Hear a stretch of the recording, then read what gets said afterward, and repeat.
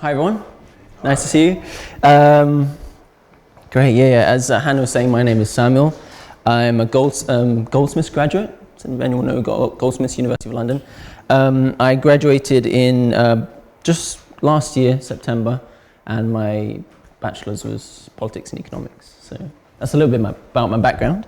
But yeah, I'm here to give you a talk titled today, Love is Not Enough. So I thought this was kind of like, I was like, what title can be like really kind of provocative and like make people think a bit? And I was like, love is not enough. Yeah, that sounds good. That's kind of juicy. Everyone's like, what? What are you talking about? Like, love is not enough.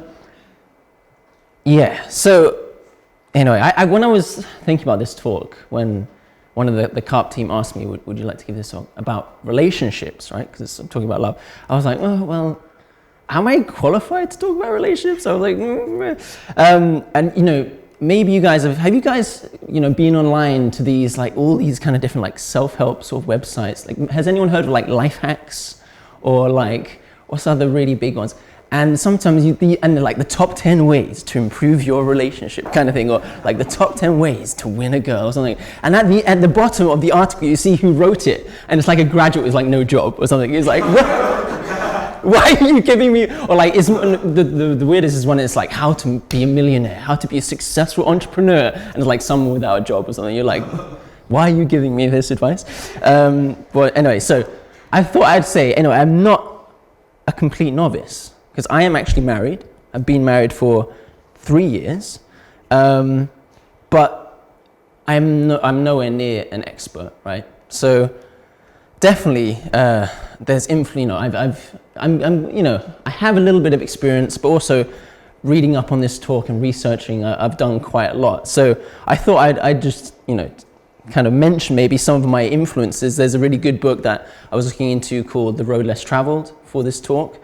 There's another great book called True Family Values, and there's also a really cool online writer called Mark Manson, who's writes about lots of different kind of self-help kind of things, and he's actually qualified. So just thought I'd mention my influences there, just to let you, maybe if you want to look into it later and research these things. But anyway, yeah, so hopefully I can just use some of my experience maybe to talk about this today. So what am I talking about? Love is not enough. Love and real love. So anyway, I think this is Valentine's Day is coming up quite soon, right? Like, what day is it today? The 10th. So in 4 days. Anyone planning something for Valentine's Day? Anyone got a date going on? Maybe, you know, so everyone's like shifting their eyes like slightly. I will get my wife some flowers, I reckon. I don't know, what else do you think? Maybe take her out to the restaurant or something. It's kind of cool. It's the time of the year when everyone starts to think about, you know, relationships. And usually people who don't have a relationship, Valentine's is like a depressing day for them, right? They're like, oh, I'm not going out on a date or anything like that today. You know, what is it all about anyway? Why do I bother with relationships? They're just annoying and difficult. But it's something I'd like to talk about today. And my title, Love is Not Enough, I'll get to what that means, right? So I think there's a difference. We can talk about love. I just want to mention this before I go into anything else. I think we can talk about love and we can talk about real love. There's a difference between these two terms. And what I mean is, when we talk about love, not real love, just love, a lot of people maybe, what comes to people is falling in love, right? Or romantic love, what we see in the movies, The Notebook. Who's seen The Notebook? I've seen The Notebook. When she's in the rain and they like, where have you been for so many years? And like, and then they like kiss each other and like, and it's like, so good. And you're like, why can't my life be like that? But falling, that's what people usually think about. When they think about love, they think about like falling in love, they think about like romantic love. That's what Valentine's Day is all about, right? Making grand romantic gestures and, you know, proposing like in spectacular locations or whatever. But that, I believe that's very different from real love, yeah? From real, actual love.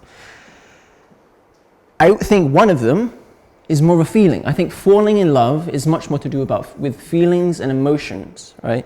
Whereas real love, genuine love, is much more to do with commitment and real effort, not just because you feel like it, right? But because you value this idea of real love.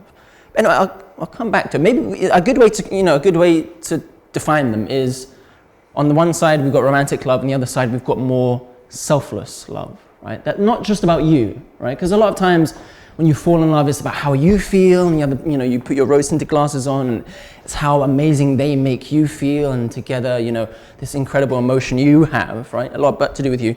But I think real love is a lot to do with the other person, a lot to do with maybe doing things you don't always feel like doing, right? Anyway, we'll come back to that. So, what makes relationships successful? Oh my gosh, this is a question, guys. This is what everyone wants to know, right? What makes relationships successful? Well, in my experience, I'm just kidding. I think healthy relationships, right? I'm sure some of you have been in relationships here and have experience of this. Healthy relationships require more than just the emotion, right? Just the passion, right? Of when you just fall in love, right? Usually, these healthy relationships hinge on something deeper, right? Something more important values, right? Something kind of going deeper, not just passion and emotion, right? Supposedly, this is what I've been reading, but psychologists say that the falling in love phase of a relationship can last anywhere between, can last anywhere between 6 months, or 3 months even, I think 3 months and about 3 years, right? That phase. And then it disappears. Just disappears, right? And that's really weird when you think about it, because our culture or our society fixates on that time period so much, right? All movies about them, all our music is about them, right? A lot of romance novels and things are about them. It's what people talk about the most is the falling in love phase.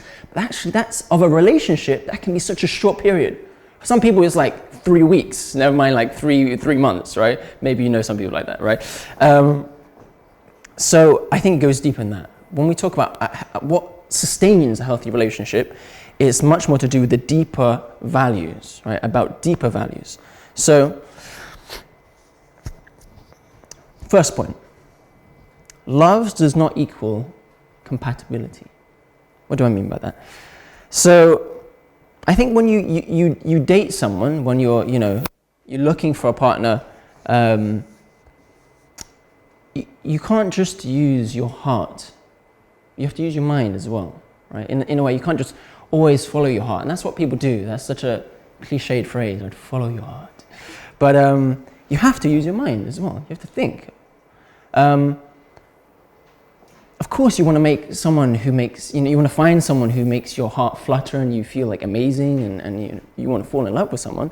But also, you need to evaluate the other person and their values, right? You need to evaluate how they treat themselves, how they treat those around them, those close to them, their ambitions, their worldviews, their beliefs. What kind of hopes and goals do they have in the relationship, for a relationship? Do you know what I mean? So it's not just like falling in love, but it's like, okay, and this is what I mean by compatibility, right? I think people have different ideas of what compatibility is, right? But I think it's a lot to do with sharing similar values, sharing similar worldviews, having a deep understanding of how you treat one another and how you treat other people, and what kind of goals you have in life. So, from personal experience, I will try to inject this as much as I can with personal experience, although it's very conceptual.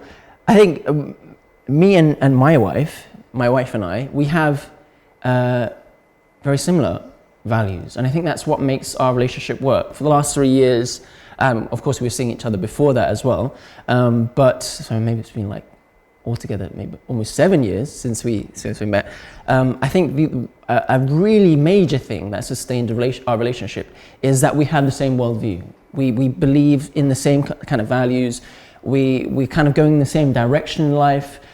We understand each other on a deep level of how we want to treat our family and treat people around us. We want to do something like really positive with our lives. We have the same kind of ambition to do good and help society and kind of work to create a really good family that can also hold those same values, right? If you, on the one hand, have a hardcore Christian sort of alcoholic, on the other hand, have an atheistic sort of like, very neurotic woman, they have completely different sort of values and worldviews, right? And they're going to clash, right? And it's going to be really difficult. And I think it's very important to realize when it comes to relationships, you need to be on the same sort of level in that way. Otherwise, it's you might have some kind of spark, some kind of chemistry, you might fall in love with a person, but it eventually, after that sort of starts to wear off, the feeling, the emotion starts to wear off, then you're just faced with all these almost fundamentally different values and worldviews that you'll come to conflict, right? And of course, people change, right? People can change, but a lot of times the deepest values and worldviews people have are very difficult to change, actually, right? So I think that's a very important point. Yeah, so I mean, my wife and I are quite different in many ways. She's this kind of quite small, fiery Korean woman. I'm quite a laid-back English guy. I don't stress too much. I'm quite kind of patient. She's like a go-getter. She's like kind of forceful and driven. And in a way, there's differences there, right? And those are maybe kind of personality differences. I don't know, anyway, if anyone knows much about Korean culture, it's very different from English culture. If anyone's seen any Korean dramas out there, oh my goodness, so much emotion on display, it's like crying and tears. I'm like, that's nice. But those are kind of personality differences. Underneath that is this foundation of a very similar worldview, same worldview, right, and values and goals in our life, yeah? So, next point.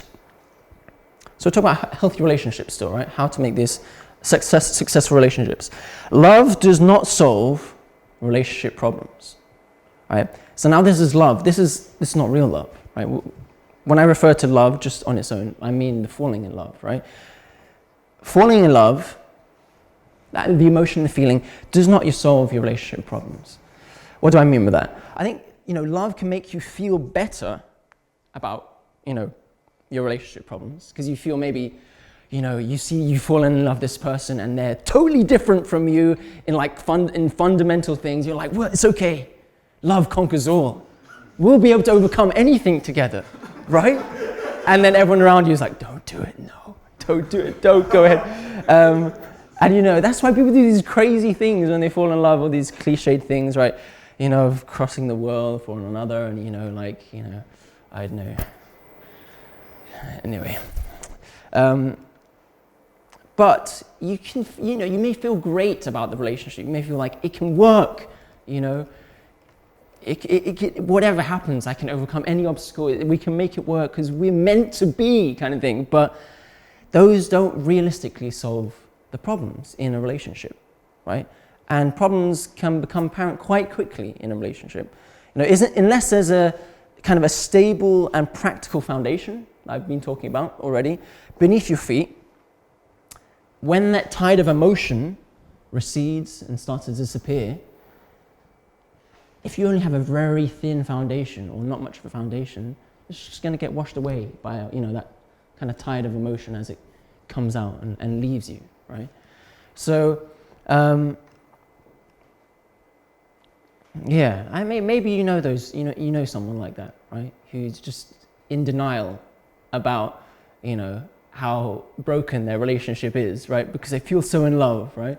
But it becomes very apparent from someone who's looking from the outside. They're so, so many things are not going to work there. There's so much effort needs to be made, even just to be together. They fight all the time, break up 9-10 times, are still coming together. What's going on, kind of thing, right? So I think don't be fooled by the emotion, the feeling of falling in love when it comes to real relationship problems, right? There's problems in all relationships, and I speak from experience, right?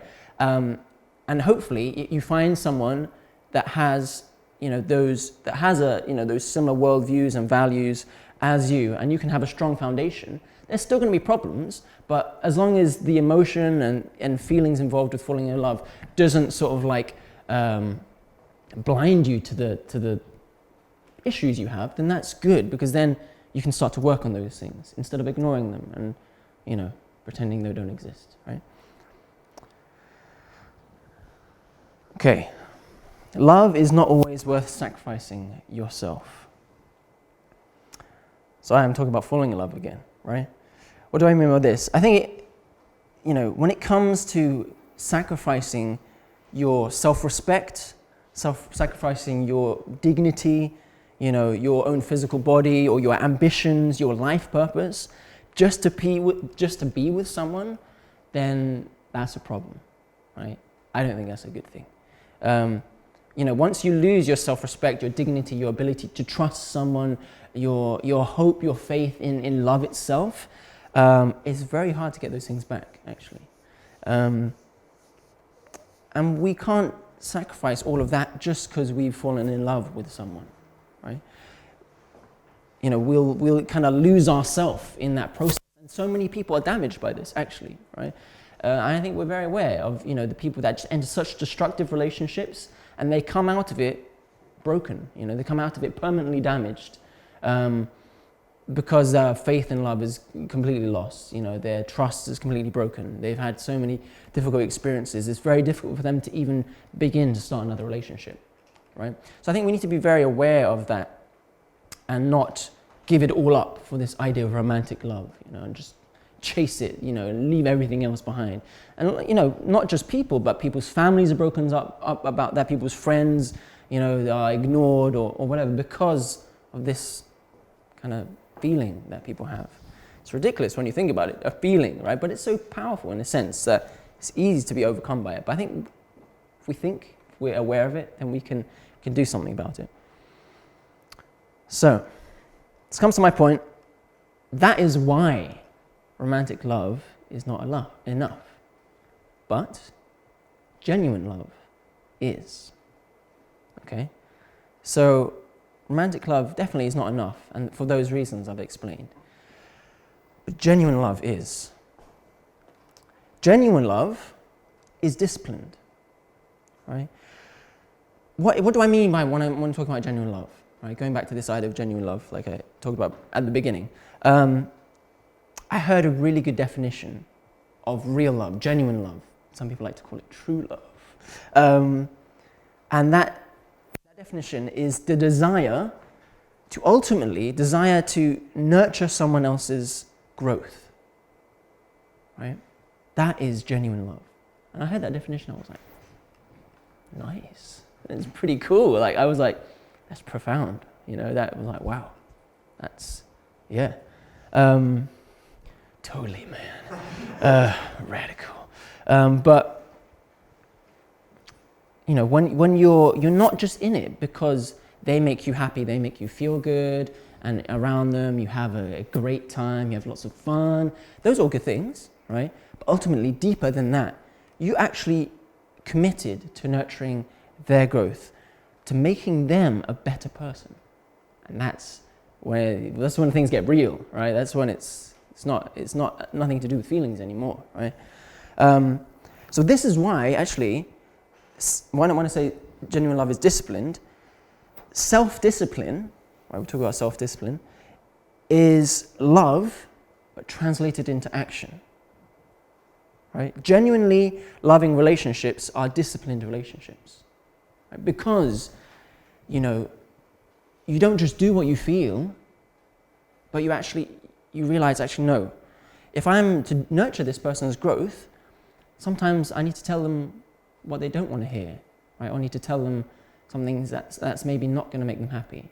Or sometimes I need to do something I don't want to do in order to help this person, right? In order to really, as a couple, move forward, or as a relationship to grow to the next level. I need to do things that are difficult, like are really hard.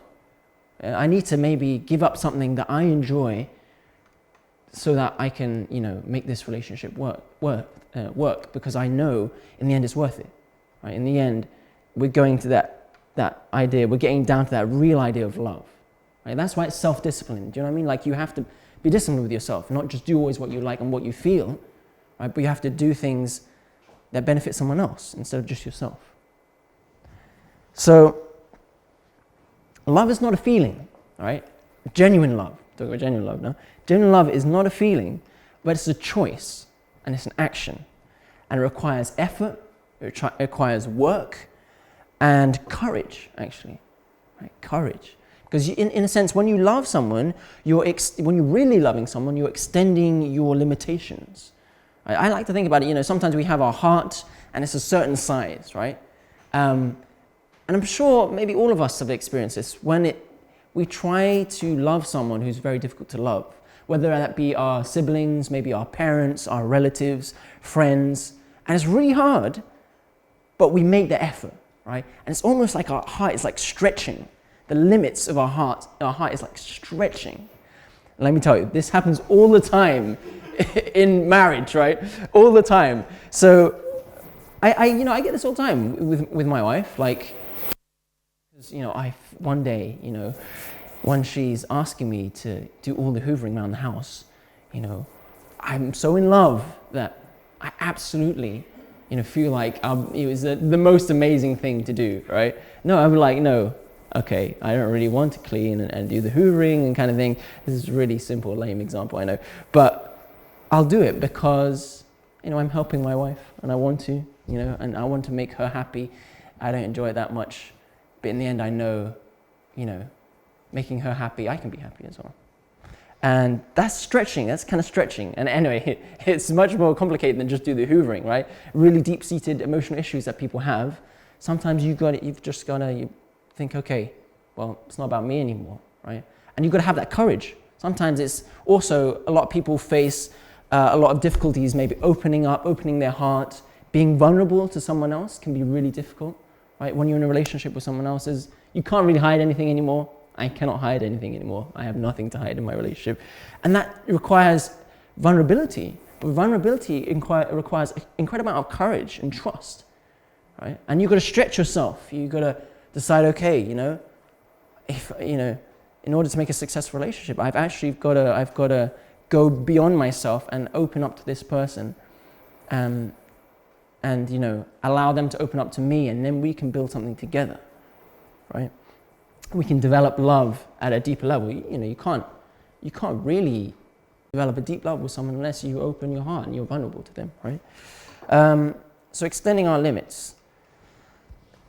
And in that sense, you following my line of thinking, the act of loving, genuinely loving someone, is the act of self-evolution, right? Because you're growing.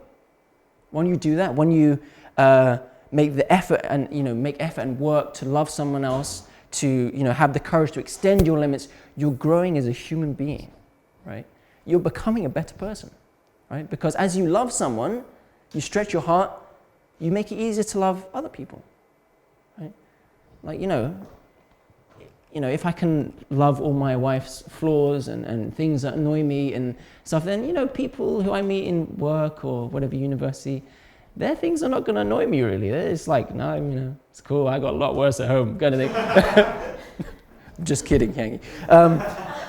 But do you know what I mean? Like, you've experienced it before, you're not bothered by those things anymore, right? It's like, okay, well, it's not a big deal. I can love this person, they're kind of weird, at work, that kind of socially awkward person who no one kind of likes to hang around, has this really weird laugh and kind of makes weird jokes. You're like, well, it's kind of endearing, you can be nice to them, you don't need to be fazed by that kind of thing, because actually you realize, well, love transcends those very surface level, temporary things, right? Very kind of superficial things, right?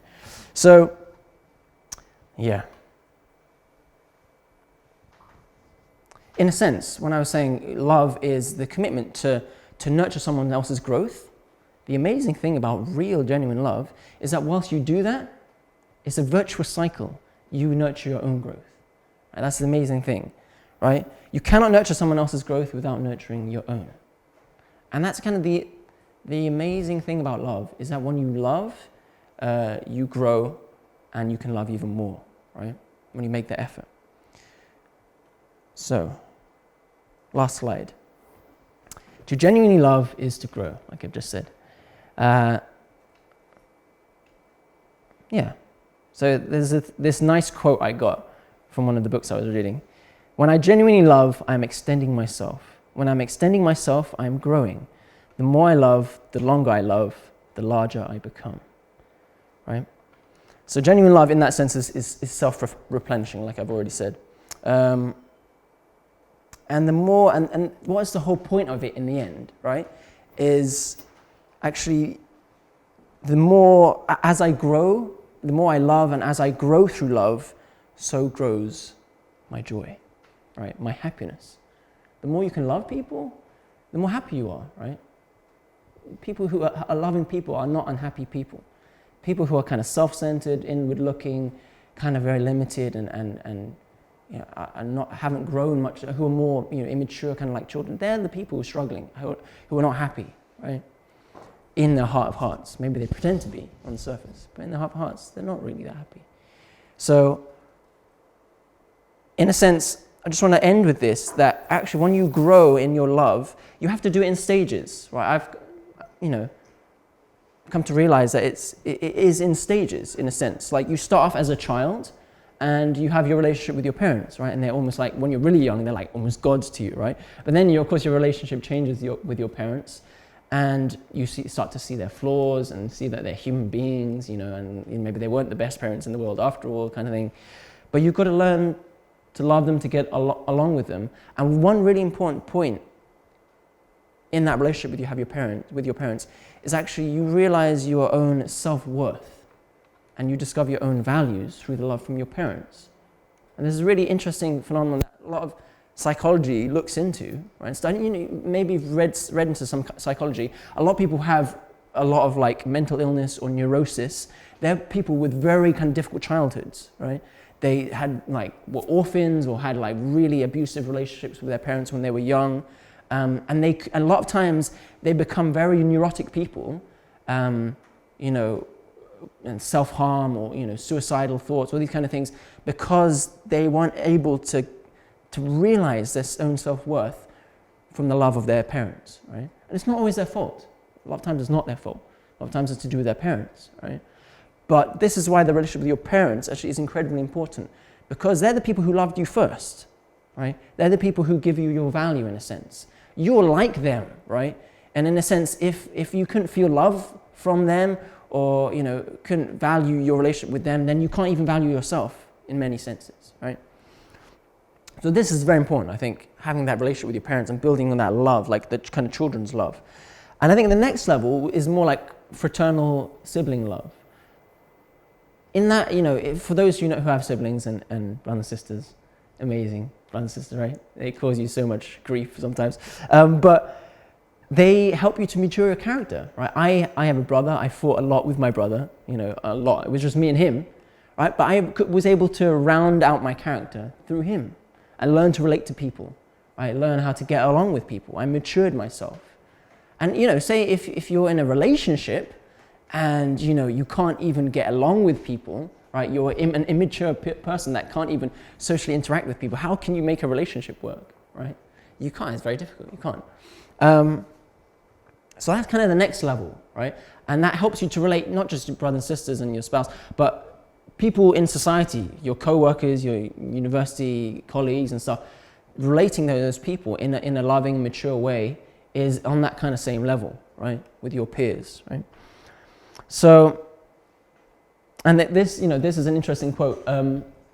Like a lot of kind of self-help relationship advice say, you and your partner should be best friends, kind of thing, right? That sounds great, that sounds amazing. But I think this is what it's getting to. Is like, okay, well, if you had a best friend, would you treat them in a really harsh way? Like, couples treat each other really harshly sometimes, right? Would you treat, your best friend as you treat your partner sometimes, right? Like, some people wouldn't, right? They treat their partner, you definitely wouldn't. Some people treat their partner very badly and treat the rest of their friends really nicely, right? And there's a contradiction there, right? So in a sense, we need to learn to get on with everyone, and that translates then into our relationship with our partner. that we can be best friends with them. Why not? We should be best friends with them. Yeah. So, and then on top, I'm not going to go into this much, but then building on that, when you have those two levels, and you then go into a relationship, you're so much more ready to love, to really love, to genuinely love. And then on top of that stage comes the ability to be real parents, right? I was talking about before, abusive parent-child relationships. A lot of times those people who become parents were never ready to become parents. And that's why their relationship with their children is terrible, right? Because they never went through any of these stages, growing, developing, maturing themselves, growing their love, learning how to genuinely, truly love people, so they can never love their children, right? And then, the whole cycle is repeated, this destructive cycle, right? Through generations, right? So, yeah, we don't want to be like that. I hope you don't want to be like that. I hope you want to have successful relationships and successful families that are really amazing, right? But in a sense, it's very important that we go through these stages and develop our love that way. And then we're ready to be parents and start, a really good cycle, right? So, yes, I'll leave it there. There's always more to talk about when it comes to relationships. But, yes, romantic love is not enough, but genuine love is. Thank you.